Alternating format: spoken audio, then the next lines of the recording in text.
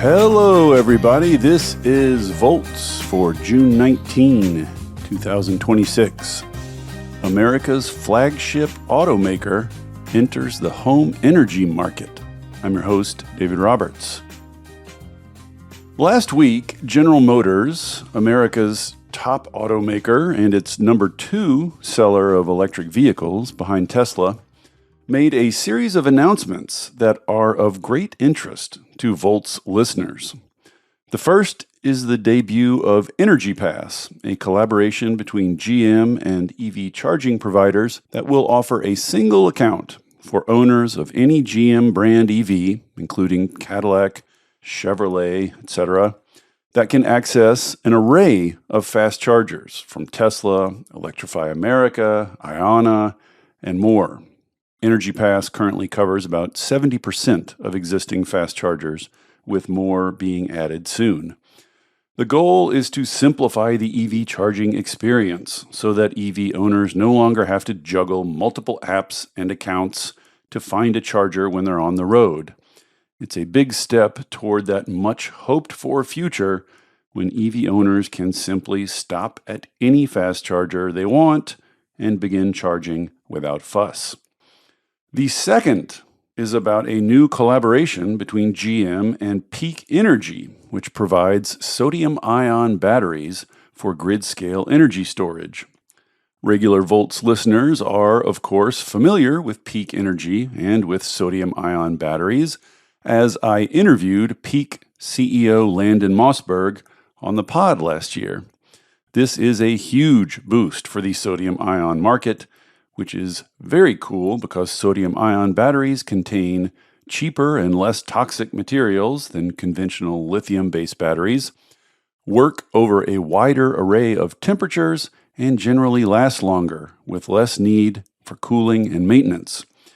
It is also a battery market that China does not yet dominate and that the U.S. still has a chance to compete in. This is part of a broader shift we're seeing as several U.S. automakers pivot into the grid battery space, which is going to be a huge boon to the grid. And finally, the announcement that is the subject of today's podcast. GM is investing heavily in bidirectional EV chargers that will enable vehicle-to-home and vehicle-to-grid integration. GM already has several 100,000 EVs on the road that are capable of bidirectional charging, but of course, getting it to actually work requires homeowners to buy and install home chargers, inverters, and batteries, and for utilities to enable V2G by establishing the right kinds of tariffs and programs. That is a complicated thicket of challenges, and that is what I flew to San Francisco to discuss with GM Energy executive Aseem Kapur. Kapur comes out of the utility space. He spent over 18 years with Con Edison working on information technology and distribution system planning, and now he is leading GM Energy's efforts to integrate its EVs with the grid to provide EV owners with new streams of value and the grid with new sources of flexible demand and stability. We got into all those issues in our conversation, which I very much enjoyed and hope you do too.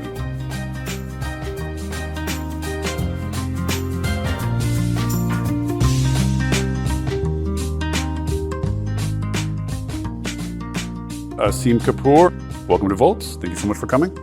Let's start with what the product is. When I think about the home energy ecosystem, a lot of things are potentially involved in that. Solar panels, inverters, smart appliances, home energy management systems, batteries, EV chargers, EVs, et cetera, et cetera. So what chunk of that are you guys biting off? What is the home energy product that you're starting out selling? Our home energy management ecosystem has the EV at the heart. So it starts with EV that connects with a bidirectional charger that then connects with an off-board inverter, and we have a smart panel that allows the customer to configure what circuits they want to back up from their EV. So those are the three basic components that you need with an EV in order to have a vehicle-to-home capable technology or system that allows your EV to serve as a backup generator. You can then optionally add what we call our stationary storage system, what we call the power bank product. You can add that on. It comes in different configurations, starting at 11.5 kilowatt hours all the way to 35.2 kilowatt hours. So that gives you the flexibility in the event that you don't have an EV. You can use your stationary storage system to back up, your home. And then depending on whether you are an existing solar customer or considering solar, the system is compatible with both AC solar systems as well as DC solar systems. So the system is configured to design. To your point earlier around, the ecosystem extends to smart appliances, smart panels. All of that is outside the preview of what we're doing. We're leading with that EV experience because the true capability that we are unlocking for our customers is the flexibility. You can pull electrons from the EV, you can pull electrons from your stationary storage system, you can do either or, you can do both. You can stack them. So that is what we're offering that's unmatched by any other OEM that's out in the industry today. And you heard about it today at the event. We have 12 EVs that are capable of this technology. And today we have a car park of about 250,000 EVs on the road today that are capable of this tech. And so if you're going to use it for backup, that means you need to be able to island from the grid. That's correct. Which is not an automatic feature. A lot of people get solar systems and think that they're going to be able to do that. And then turns out you have to have the right kind of inverter to do that. So this is what your inverter can do. So, and that just trips automatically if grid power stops coming in? Yes. So the inverter is designed, it satisfies the UL standard that is required, like 1741. That's necessary in order to be compliant with islanding requirements with the grid. So that serves two purposes. One, it allows you to island from the grid itself.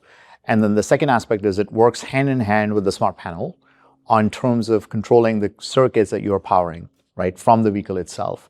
So that is the configuration, the way the system is designed. It's designed to be modular because in many cases, customers get into the EV and the bidirectional charger first, and then they decide later on that they want to upgrade. And from there, they invest in our inverter and the smart panel. But that's the technology that protects the home from the grid, ensuring that we satisfy the islanding requirement. And do you have to get the utility involved in any way? Like if you're islanding from the grid, my understanding is that you have to at least get sign off from the utility. Like if you're going to install one of these things in your garage, what kind of permissions do you need, I guess? Yeah. So look, the answer varies. It varies on where you live. There are 4,000 utilities in the United States. They all have their own, I'm painfully aware. Yeah, requirements. And in most cases, the answer is they just need to be notified. They do not have to approve the installation of the system. That is true for majority of the cases. However, there's scenarios where the utility does approve the drawings, does sign off on the installation, and confirms that there is no backup power that can actually get into the system. But one of the upfront requirements that we're satisfying is that we're getting our hardware qualified with all utility programs. So we're ensuring that our inverter, the smart panel, and the EV or the battery, right? The utility is indifferent to it, but we're ensuring that both the panel and the inverter are certified as approved products by the utility companies, because that's a big step in ensuring that the customer doesn't have to go through additional approvals. Mm-hmm. One of the things I'm curious about with all this is how you're selling it, how you're marketing it, because I follow this stuff all the time. I'm geeked out about home energy, et cetera. But I'm assuming that most, especially if you want to scale this stuff up, most of your customers are just going to be people out shopping for a car who know nothing about anything. Yeah. So is there like a home energy package that you're sort of offering that bundles these things together? How are you sort of pitching this to the customer in turn? And where does the customer encounter this? Is it at a GM dealership or, sort of what's the customer kind of interface and packaging? Yeah, it's a very astute observation. So look, our go-to-market strategy is dependent on our dealer network, right? So we are a B2B2C company. We have 4,000 dealers and 90% of the US population is within 10 miles of a GM dealership, right? So we have the benefit of the scale and the reach. And typically the customer's journey starts with an EV. It's about educating the customer on all the features the EV has, which includes the energy features like bidirectional capability, and then qualifying the customer at the point of sale with the dealership on whether they're interested in additional capabilities like home energy management or backup power. So typically we rely on the dealer to, get the customer into the charger, get the charger installed in the customer's garage, and then offer them two options. They can buy a unidirectional charger or they can buy a bidirectional charger. And depending on whether they're a homeowner, how informed they are about local utility incentives, how passionate they are about clean energy or sustainability generally. So typically the dealer network helps us qualify the customer. And if then there is interest, we then follow up. We actually call the customer. We put a proposal in front of them that is very unique and specific to where they live based on the energy prices in the grid, the reliability metrics. So we pull all of that data in to put a proposal in front of the customer.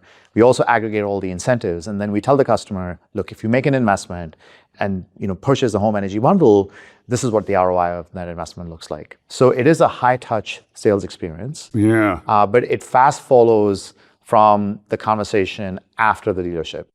Well, one thing I often hear from EV owners or prospective EV owners is that dealers themselves are not super familiar with EVs. I'm sure you've heard these complaints. I mean, it's still, for as many EVs as GM sells, it's still a small percentage of the total sales. And I hear from people all the time who go to dealerships and the dealers don't even know the basic features of EVs, much less like home energy management systems. How big of a piece is like dealership education and training? I mean, is that part of all this? Yeah, absolutely. I think that is like one of the largest areas where we invest in. And as part of our go-to-market strategy, it's about how do we enable that channel. So we support the dealers with marketing, right? We support the dealers with running campaigns that generate the traffic into the dealerships. And as part of that campaign, we also educate them on how to actually talk about the product, right? So, that goes back to the core EV. We have some very intensive training requirements. And I'm new to the industry. I've only been with GM for about 4 years because I was in the energy sector. And I've been floored by the amount of investment GM makes in training the dealers, right? And also investing in helping them learn the product. And most of these people are car enthusiasts. They're very passionate about the technology. They love cars. The key is then how to get them to talk about energy. It's not necessarily natural. It's not, I think of the two as the kind of very overlapping, but I'm not sure it comes naturally to a car enthusiast, right? I'm in the same camp as you. I feel like they're interchangeable. But in most cases, what we find ourselves is that we want to keep things simple, right? And we start at the basics, which is around charging. Let's help the customer get comfortable with charging because EV lifestyle involves having accessible charging, whether it's at home or public. And that's where we invest our resources with the dealer network. And we get them comfortable into how to make the product, how to offer the chargers or the adapters, how to help them finance them or lease them. We educate them on the public charging network, Energy Pass, for instance, right? So we will actually do a lot of that onboard training. Anything that is related to energy today, we actually fast follow with the high touch sales experience, right? Just the nature of how we're unlocking the market. I will add, I think to your point around earlier observation, like dealers have different degrees of interest. We have dealers in parts of the country where EV adoption consistently remains high that have figured out the entire installation network, right? So they've looked at the customer journey, what it takes to get the customer into a car, what type of charger they need, how to get the charger installed, right? So these are entrepreneurial, very progressive business people, and they are driven to ensure that they deliver the best customer experience because one of the key metrics that they are driving towards that they share with us is NPS, which is the Net Promoter Score, right? So specifically how a customer who leaves the dealership rates the dealership on that overall purchase experience. And early on, yes, there were market different NPS scores between buying a gas vehicle versus an EV vehicle, but we've seen in states where there's highest adoption that the NPS for EV customers is higher, order of magnitude higher than gas customers. So, there is a tide that's turning. It's slower than we all expected, but it is turning and there is light at the end of the tunnel. Is GM viewing this as a way to sell more cars, basically, as almost like a loss leader to increase EV adoption, sort of attaching this to EVs, or does it view the home energy business as something that might take on a life of its own and become a serious revenue generator and even be sold to maybe people who own different kinds of EVs, non-GM EVs. How attached is the home energy business to the car business, I guess is the question. Yeah. So at a corporate level, it is one of our top strategic KPIs that is measured at the senior most leadership level, and we report those metrics up to the board. And GM Energy is one of those business units that is measured on its performance. To answer your question, I think it's all of the above. And what it means for the consumers today is, how do you get them comfortable with charging that EV lifestyle? And then if they're interested, how do we actually get them into home energy management system? But the reality is, and a lot of the discussion we had today with the panels, like what Kurt talked about and what Wade talked about, like the future of the grid is mobility and energy converge. EVs are a flexible energy resource, right? Like whether it's flexible supply or flexible demand, they're going to actually continue to have a solution to actually support affordable grid expansion. So that's the way we look at it. Like if we don't actively lean in and have a role to play, we're not going to be able to differentiate our core product, which is the EV. So for us, we've got the battery technology, we've got the industrializations and scale, but most importantly, I think where the rubber really meets the road is with consumer experience. Like what we're really good at is, and where we can lean in with scale is, how to solve for the tough problems. And you asked the question earlier, what permission do you need with the utility? Well, the answer varies. You can't expect the customer to know this. You can't expect the dealer to know this. So that's where we come in. We come in to say, look, we're going to thread that ecosystem. We're going to take this from a consumer standpoint to understand. And today it's all about how do you get customer comfortable with an EV? In the very near future, it's all about how do you reposition the customer to think of an EV as an energy asset? Right. And so we are solving for all those pain points step by step to ensure that it's a consistent, repeatable experience across all our 4,000 dealerships. And that will take threading that problem statement across multiple utilities. But that's the reason why we're investing, because it's good for the customer. It's good for the grid. And as Sterling said, and I loved his comment, at the end, it's probably the first time in the history when all of the incentives are getting aligned, right, across energy companies, OEMs, battery manufacturers, because there is an unprecedented demand that the grid is facing, and you need all solutions to come to market. And so it's in our collective interest to solve for the consumer pain point, because you can't drive adoption without solving for the complexity the customer is going to face. So our core motto, I think, as a corporation is keep things simple. So in terms of the customer experience, like if I buy my EV, say I know nothing about any of this, I go to the dealership, they sell me an EV, they sell me the home energy package with it. GM comes and installs it, an electrician comes and installs it. Who comes and installs it? What's that touch point look like? Yeah, so I'll be brief, right, in terms of just walking you through the journey. So typically a dealer qualifies the customer for us.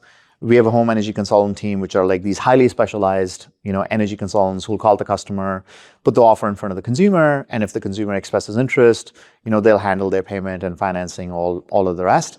And then the product gets directly shipped to the consumer's home. In parallel, we will actually also give the consumer the option to either work with our certified installer network and receive a quote for their installation, so which allows us to manage both the quality and the price of the installation and ensure that the customer is aware of the timing and the cost before they make the final decision to purchase the hardware, right? So that's really important part of the journey. We also give the customer the choice to go out and get their own electrician. Mm-hmm. What we find is that in most cases, that experience is inferior because the electricians are not familiar with the technology, it's new. So we have an internal metric that is really drives both the sales teams and our delivery teams to actually incentivize the consumer to work through our installer network and be transparent on the price, be transparent on the timing. So today we're building out an installation network, right? So much like how some of the other industries have worked, whether it's the solar industry, it all comes down to the distribution network and the installation network. Mm-hmm. So we are building that installer network. The good thing is that we have the opportunity to actually do it in some states first where we see the highest adoption. And that is allowing us to refine that experience, learn from it, build a network. And then more importantly, just in the last 9 months since we've been selling the system, we've seen a 30% drop in installation prices. And the way we've been able to achieve that is we're improving the product to take price out, to make it easier to install. Second, we're training the installers. right? So something that they would read through a manual and probably take them 3 days to figure out, we're saying, look, here's a video, here's how you actually can do it and reduce the amount of installation. So we measure ourselves on total time to commissioning. We measure ourselves on like what percentage of all the sales are going through our installer network, because we know in the end, the NPS score that we're going to get through a transaction that flows end to end through our network is a lot higher than when the customer has to handle that on their own. Right. And then once it's installed, does it just work? How much fiddling does a customer have to do Yeah. with it on an ongoing basis? Like, can you just install it, set it and forget it? Or are there settings? Are there interventions that the customer has to make? How much of it is sort of self-running? Yeah. I'd love to sit here and tell you that everything runs, 100% of the time, wholeheartedly. I think the first step in the process is you get it commissioned. Once the system is commissioned, up and running, it's visible in our backend systems. We have what we call the Energy Cloud platform. We can see the asset, right? At that point in time, we have monitoring capability. It also allows us to then, do over-the-air firmware updates because we're continuously enhancing the product. We're adding features. In some cases, we're removing features, right, that add complexity to the installation. So as the product is dynamically evolving, it allows us to do over-the-air updates. So that's a very, very key capability. The third piece is we're learning. We're learning that, this is the first version of the product, that in order for us to truly improve the next generation of the product, the early customers who've actually adopted the technology today are giving us a lot of feedback. So we go out and do customer testimonials. We're doing out research focus group studies. It's not only about how to sell and install it. We're saying, look, how do you use it, right? What is it, that actually you find the most valuable? Is it the fact that it keeps your lights on? Is it the fact that you're saving money, based on energy rates? So as we learn those preferences for consumers, we want to then take that feedback loop into our product life cycles and continue to improve that. But do the customers have to do anything to it? They don't have to do anything to it. Once it's configured and set up, I can't tell you how many customers, when we've actually gone out and done interviews, they've told us they've slept through outages without even knowing that their car powered their home. Yeah, this is one of the, every string you pull in decarbonization these days, or affordability, or resilience, name it, you end up with batteries. And this is like the way to think about EVs now is just mobile batteries. Like that's kind of the unlock, but that is not like necessarily how consumers currently think about them. So it sounds like the immediate pitch, the systems that are being sold today, is based on backup power. That's kind of the value proposition. So are you targeting presumably states or areas where blackouts are more common and frequent? There are a few reliable grids in the US, where people don't necessarily have to worry about this. Like, where is that a sufficient value proposition, I guess? Yeah, everything is batteries. I love it. The focus area for us is really in states where we see the highest adoption of EVs. And I'll explain to you how and why we focus there. In most cases, when customers are entering into an EV lifestyle, right, like they are worried about what are they going to charge. Is it the home? Is it the public? And public charging infrastructure is, gradually becoming more and more common and mainstream and more reliable. But that's going to take time, over time. So our first value proposition is, well, let's get the charger installed in the home. Lion's share of the charging happens at home. And in order to improve the TCO or the total cost of ownership is when we actually offer the home energy bundle to say, look, you can actually save money, especially if you live in a state where you have tariffs that support that structure, whether it's free nighttime charging or you have lower price for charging. So that's typically the entry point. We've also seen that after major weather events, like we had a tough winter out in the East Coast, out in the Southeast as well. And when we've run targeted campaigns in those states, like marketing campaigns, we've actually gotten a lot of interest. People have reached out to us. And then going back to the point around decarbonization, now some states have mandates around new natural gas connections. Yeah. So they can't go out and get a backup gas generator because, it takes a lot more time and money to get that, so they're either left with using a diesel, backup generator, and those are available in the market. But then they realize that they're noisy, they're costly. In most cases, our biggest, frankly, opportunity is awareness. Most people don't know about our hidden secret that all our EVs are capable of bidirectional They charging. are backup generators. Yes. This is the beauty of batteries. So they are everything. So on the tariff question, though, that's also different utility to utility. Yep. And only some utilities have these time of use tariffs. But if I'm a customer and I am in one of those areas and arbitrage, moving the timing of my charging back and forth to take advantage of that, is that all done behind the scenes too? Like, is that, you pitch that to the customer, say, we'll do this arbitraging for you and we'll save you some money, but again, you don't have to fiddle with anything. You don't have to be aware of the tariffs or know anything about the tariffs, et cetera. Yeah. So today, what we do is we expose the tariffs to the consumer. I mean, look, it's an education. Most of us don't even look at our electric bills to really understand what we pay for energy. And we really, frankly, don't care about it unless the bill is higher than what we paid last month or our lights are out, right? So that's just the beauty of the monopolistic utility business model. But I think for us, really it comes down to is we give customers the choice to be able to configure the vehicle and we make them aware, right? We say, hey, look, you can set up your charging schedule in your infotainment system in the car or you can do it on your app. Where we have partnerships with energy companies, where we're running managed charging programs, we actually give the customer the option to opt in. So we actively enroll the customer into a program that's offered by the local utility. Now, it's not available in every state. It's not available in every utility, but those programs are growing. And as those programs are growing, we have an entire team that's focused on ensuring that our customers have access to those programs because it drives confidence in our product, into the experience. They can lower their energy costs. So that's the second step in the journey. In the future, and I would say in the very near future, what we're trying to do with companies like PG&E out in San Francisco is our vision is that we want to enroll the consumer at the point of sale. So when they leave the dealership, they've opted in to a program, right? And their settings in their vehicle and in their app are pre-configured in order to support and manage that experience that's conducive to the grid where they live.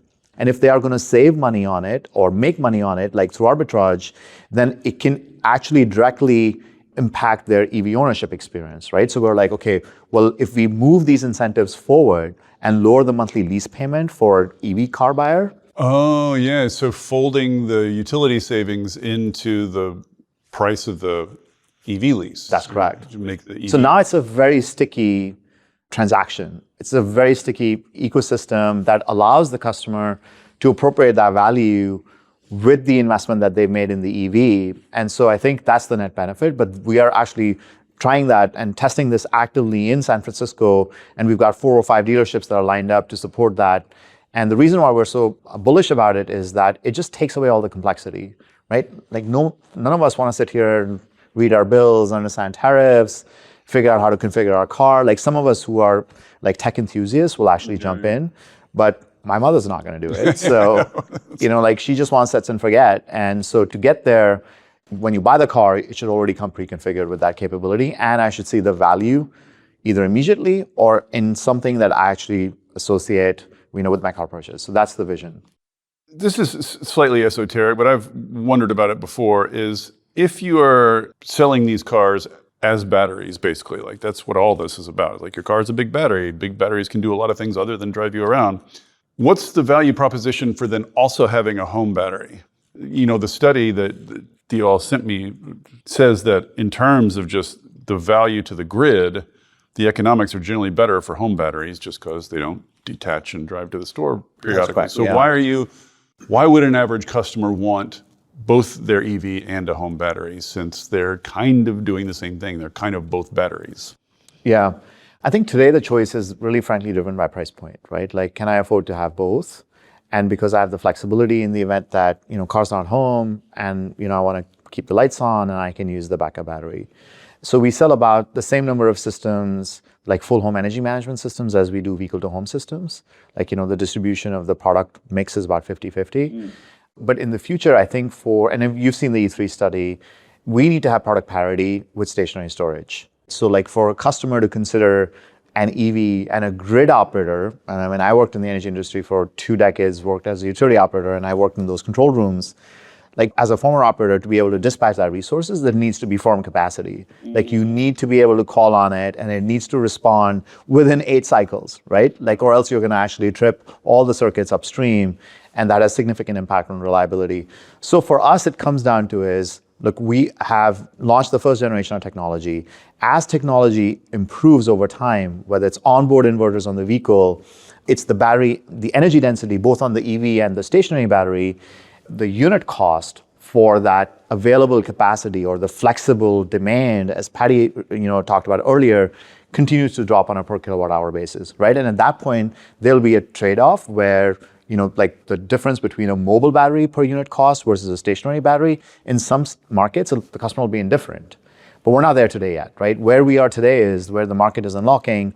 All the incentives are tied to stationary storage, and specifically stationary storage paired with solar, right? Because that's what's most impactful to the grid. Because if you don't do it in an organized way, it actually can be fairly harmful to the grid, right? So that's the key.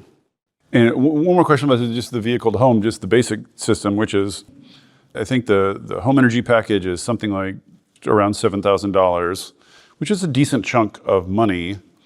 Have you thought about financing tools? I mean, you mentioned that you might be able to fold the utility incentives in and bring that down a little bit. Like, I'm wondering, how daunting is that for customers, that price point?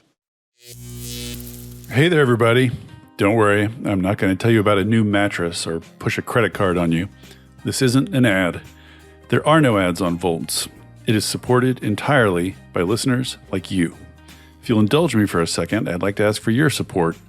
I started Volts because we're all surrounded by depressing news about climate change and misinformation about clean energy, and it's never been more important to share the stories of the real people on the ground doing the real work of transition, and all the ingenuity and courage and public spirit they are bringing to it. People are hungry to hear these stories, to learn from and find inspiration in them. I've heard from people who change majors or careers after hearing episodes of Volts, people using it in classrooms and community groups, even state legislators who have passed bills inspired by specific episodes. Sharing these stories matters. It makes a difference. If you have found value in it and want to help me continue doing it, I hope you will join the community of paid subscribers at volts.wtf. It's about the cost of a cup of coffee a month. If you don't like subscriptions, you can make a one-time contribution, leave a review on Apple or Spotify, or just tell a friend about Volts. I am grateful for any and all support. If you're already a paid subscriber, thank you. And now, back to the show. Have you thought about financing tools? I mean, you mentioned that you might be able to fold the utility incentives in and bring that down a little bit. Like, I'm wondering, how daunting is that for customers, that price point? It is not for everyone, at that price point. And in order for us to actually lower the barrier for entry, we are in the process of offering a leasing program. I don't have a date for that yet. And what that does is... Leasing the home energy system specifically. Correct. Leasing the home energy systems. And one of the biggest drivers for that is with the change in the legislation that happened last year, the investment tax credit for batteries, for residential batteries specifically, has been extended through a leasing offer. So, I mean, it's advantageous. It's not available in all states. However, the states that allow for, third-party operated leases or TPO leases specifically, that allows customers to actually take advantage of the tax credit as well, in addition to lowering their monthly payment, right? Like you can buy it on payments versus paying it all up front, both of which we're actively working our way through it. It's a new asset class for us. So as we work through the regulatory requirements, as we work through the details around getting approvals to actually offer leases to consumers directly, we are going to launch that offering soon. So the vehicle to home stuff is in some sense pretty straightforward. I think like an average consumer can get it's a battery, it can be my generator, basically. They have a mental category for that. Once you get into the vehicle to grid stuff, then you're kind of in more complicated territory. But from what I can tell, I'm trying to get a sense of how far along that is. I mean, all the systems are capable of it, but how many of these systems are actually being used that way, that the grid operators are aware of them and coordinating them in some sense and using them as demand response, maybe where, as far as I can tell, that's not actually happening on a commercial basis anywhere yet. Everything seems like it's testing and pilot programs. What is the sort of state of the vehicle to grid side of this? Yeah, I think the way I think about state of the vehicle to grid technology is that one, it's emerging and it's accelerating at a pretty fast pace. I mean, people have been talking about this for a long time, time, and it hasn't. Has not amounted to much to date. Like, you think it's reaching a threshold? Yeah, it is, and I think what has changed, and yeah, absolutely right. Like, I mean, people have been talking about it for about a decade now. But what's different now, I think, in this moment in history, is the fact that, for the first time, utilities are facing unprecedented demand. Yeah, they can't build their way out to serve all this capacity, and they need flexible grid resources, right? And as we heard Patty talk about this today, and like she's one of the most emphatic proponents, is that adding flexible demand to the grid actually improves grid utilization. Yeah. And it is good for the customer, the grid, and it lowers cost for everybody, right? So it's the most affordable way to add grid expansion by adding flexible electrons in the grid. So I think that is by far, it probably has always existed, but the need for it is now, as all AI-driven demand is coming on, and frankly, autonomous vehicles, like as electrification generally is happening, right? And that trend has accelerated just over the course of the last year plus. The second aspect is that, as the AI technology is evolving very, very quickly, and the frontier large language models are moving towards now small language models, a lot of the inference is moving to the grid edge, right? Or what we call the edge compute. And that is going to become increasingly more and more important. Like each of us, are going to have more compute that's available on our laptops, on our phones. So as that per capita for energy consumption increases, what it does for the grid is now you have all that grid congestion that moves to the last mile, right? And we talked about queues this morning around the fact that, PG&E territory has 8 to 10 year queues to connect this gigawatt scale supply. Well, you have to solve for that. Definitely, you have to work towards, solving for that. But more importantly, you can't ignore the fact that the last mile is far more expensive to upgrade and replace, because you got to do it one by one. And especially in cities like San Francisco or New York, where just the cost of infrastructure upgrade is like significant, or it can be very prohibitive, the flexible capacity becomes more and more important. So I think what gives me confidence on why we are here now and why we haven't been here for the last decade is the fact that the emerging need, and more importantly, the consumer behavior, right? I mean, we're adopting this technology in our day-to-day lives.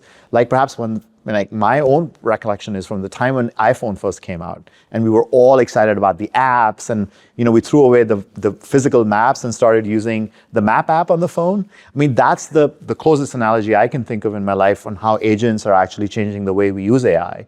So now as more and more dependence increases and consumer behavior is changing, this is just going to become mainstream for us. So grid planners and technology drivers for the first time are now saying, look, we got to think through programs that drive or incentivize customers to bring these flexible resources to the grid. And time of use tariffs, I think there was a study just in the E3 study that was the basis.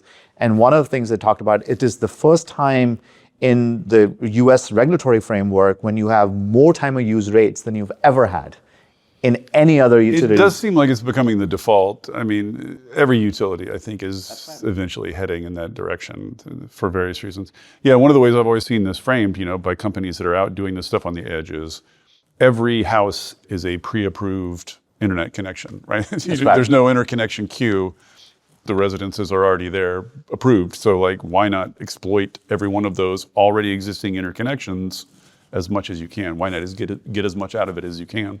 The way I think about this is, and without totally geeking out on this topic. Oh, feel free to geek out. It's flexible interconnections has to be the common standard, right? You can't expect a customer to have to upgrade your panel every time I have to go out and buy a new car or I have to go out and buy a new laptop, right? That's just ridiculous, right? You just cannot live in a world where the physical grid constraint holds you up from having actually access to innovation. So I think to that end, flexible grid interconnections are really important. But how do you get to that flexibility? You need to be able to call on those flexible resources. You need to be able to dispatch them and optimize them.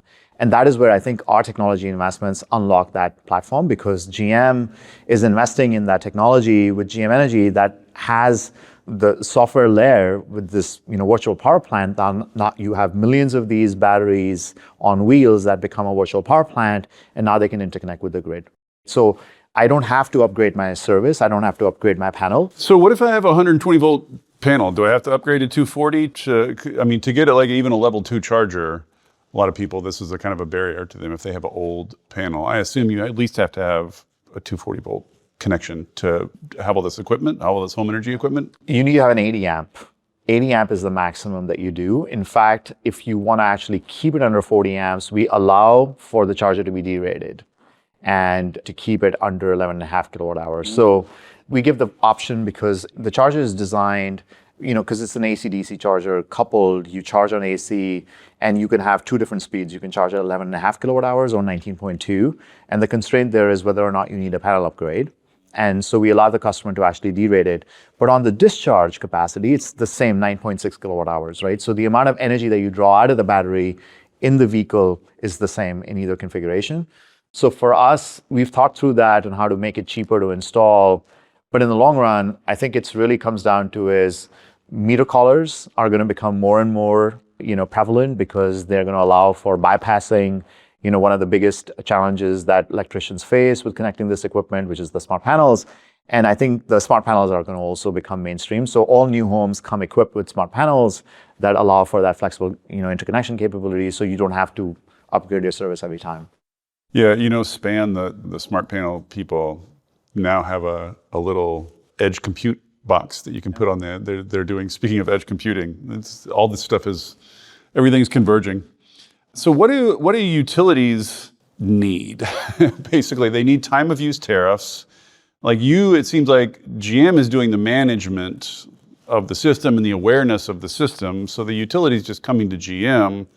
I mean, is it as simple as the utility just coming to GM and saying, provide us flexible capacity? Is that the extent that the utility needs to be involved? The utility doesn't need to manage these systems itself, or That's right. Technological capability, like any utility could do this basically. Yeah, so I think utility doesn't have to worry about what happens with the resources at the end of the last mile, right? We take care of that. That's our promise to the consumer.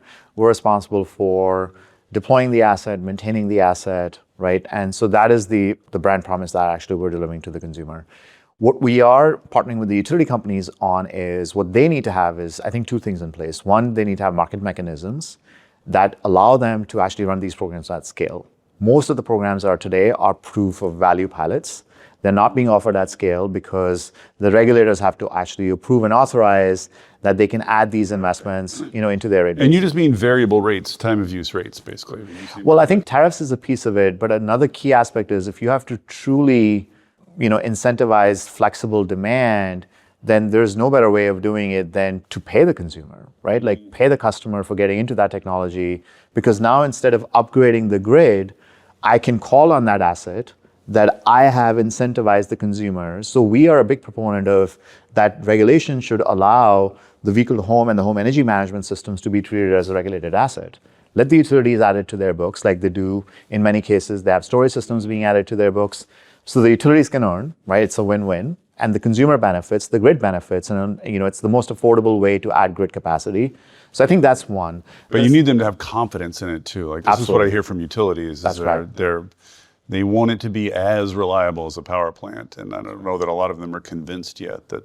Yeah, well, we're there, right? I mean, we're working very closely with them. So I think it's only a matter of time when all of this testing comes out. And then once one company gets behind it, then it's a matter of fact that all the other companies get behind it, right? Just the nature of how the utility industry works. I think the second thing I just also want to go back to your original question is what must be true for energy companies or utility companies. I think interoperability is also key. Auto, OEMs, GM is really taking the charge. We're leaning in, we're all in with our EVs, but we have to have standardized standards that drive bidirectional, charging, because that's what drives interoperability. Right now, the customer can buy a GM Energy home management system. Today, it only works with a GM EV, but in the future, it should be able to work with any EV or vice versa, right? So that, I think, is really what drives adoption and scale as well. And utilities don't want to be in a position where they say, we're only going to issue a flexible capacity contract to General Motors, right? They want to be agnostic to technology. They want to be market makers. So what we are doing is, and we recognize the opportunity because it's the right thing to do for our consumers, as we did with the NACS port. We agreed that, look, this is the best interest for the consumer, so we're leaning all in. Similarly, we're working with the SAE, the IEEE, to lean in on these, including partnership with our other automakers, to, in partnership, unlock these new bidirectional charging standards. If I'm a consumer, one worry I might have about this is, am I getting locked into a walled garden? Am I getting locked into, like if I have one piece of GM equipment, am I then stuck only being able to buy other pieces of GM equipment? Like could I get a battery from a different, could my battery come from a different manufacturer? Could I use a different kind of EV with your inverter and et cetera? To what extent are those standards in place now and this technology agnostic versus that being kind of a future destination? Let me answer the question on the top first. I think I'll answer it in the context of where the maturity of their standards is, and then I want to answer your question around consumers, right, and how they actually think about it.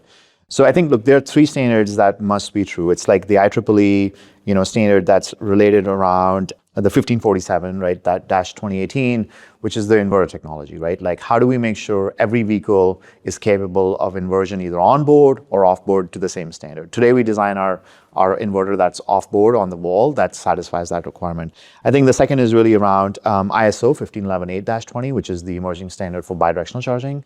Today, our EVs communicate with our home energy management system on a proprietary protocol.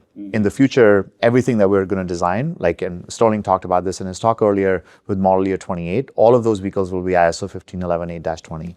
And then I think the third piece is really around the IEEE, right, like the 2030.5 or the OCCP 2.0.1. Like, these are emerging global standards around how charging and discharging happens, how settlement of payments happens, the transaction cost transparency. So all of these standards are like, IEEE standard has been finalized. The ISO standard is near finalization, and the ISO standard is probably, I would say, 6 months away from becoming the formal source. The product life cycles for the OEMs is going to fast follow. So we expect we're going to be the first one out the gate that's going to have all the standards adopted in our vehicle to grid technology and vehicle to home technology. So that's the first part. Going back to your original question, about consumers being locked into the walled garden, the way we think about this is slightly different. Yes, you can have a choice to be able to lock into a walled garden, but there's a reason why people buy Apple devices. It's the same reason why people buy GM vehicles. We have by far the highest brand loyalty than any other automaker. Once the customer gets into our brand of products, they actually trust us with that ownership, and it's across the portfolio, right? We have a vehicle at every price point, and we have customers who, through generations, just buy GM vehicles. And we've seen that brand loyalty increases with EV propulsion systems. So actually, it's a higher brand loyalty. So we're not concerned about the fact that today customers are making an investment in a vehicle to home or a home energy management system. We're so confident in our EVs that we know that they're going to come back into another EV from us and actually trust us with that experience as well. One thing I hear when I talk to experts about this is that most of the benefits of the grid communicating with EVs, most of the benefits you want in terms of flexibility, you can get through just managed charging, i.e. timing when you're putting electricity into the battery. I saw even on the PG&E pilot, there is not yet energy going from the EV to the grid, leaving the home, basically, export of energy. Do you think that's going to be a big piece? Do you think we're going to get most of the way there on flexibility just with timing, or do you think export into the grid is going to be a big piece of this at some point? Let me turn that question over to you, Dave. How many outages have you experienced, say, just in the last year? Probably 2, I think, and usually pretty short, usually on the scale of hours. And what would you say? Are they increasing or about consistently the same? I actually don't know. I don't know over time. So the way I would answer the question is, in most cases, the average US consumer is experiencing more outages than they have done over the last decade. Right. But that's vehicle to home. That's your vehicle in your home. That's correct. So that's the first entry point on how the customer gets into the technology, right? What is also happening is that in many cases, yes, there are short duration outages in many parts of the country, but when there are major weather events, those outages are typically prolonged. They are 3 to 5 to 7 days. And in most cases, utilities are not equipped to be able to energize communities or neighborhoods at scale. And what they're looking for typically, and in my prior life, I worked at Con Ed. I was responsible for, at one point in my career, powering all of the grid north of Times Square. Mm-hmm. And every heat wave in the summer, we would deploy backup diesel generators. Mm-hmm. because the grid would go out of power. Now imagine you have, there's a parking garage in every corner in Manhattan. And if we have all those EVs that are parked in that garage that become our vehicle-to-grid enabled technology that can now become a grid resource that can be dispatched. But then you need something like a microgrid, right? You can't just pour that energy into the whole grid area. You need something like You need some sort of isolated. That's correct. So where the technology is, again, going back to what we talked about earlier, look, as the last mile congestion increases, the frequency of the outages increase and the impact increases, what the utility planners are going to look into is how do we design these circuits to have flexible interconnection with distributed energy resources. It's already happening with batteries. It's happening with community solar. It's happening with community storage, right? Now, utilities, in many cases, they're regulated to do that. And the reason why they're doing that is that they're purposely reconfiguring portions of the grid to adopt these technologies on a permanent basis. And why they do that is because they see value. It's cheaper, and this is a big portion of what the distribution study that we actually shared with you about how you actually manage for the distributed energy grid expansion or deferral in capacity. So I think it's going to come down to is, in the past, the technology has not been there. You can have a flexible interconnection point, but then how do you monitor the asset? So you're absolutely right. We have to earn the utility operator's confidence, and we are laser focused on doing that, right? We are making such a large investment in our labs, in our technology. We're running these pilots, and the reason why we're doing that is because we want to get that confidence. We want to get that approval from the utility operator that your technology is good to go. Beyond that, the tech stack exists, right? Now it's a function of what we bring to the table is the consumer.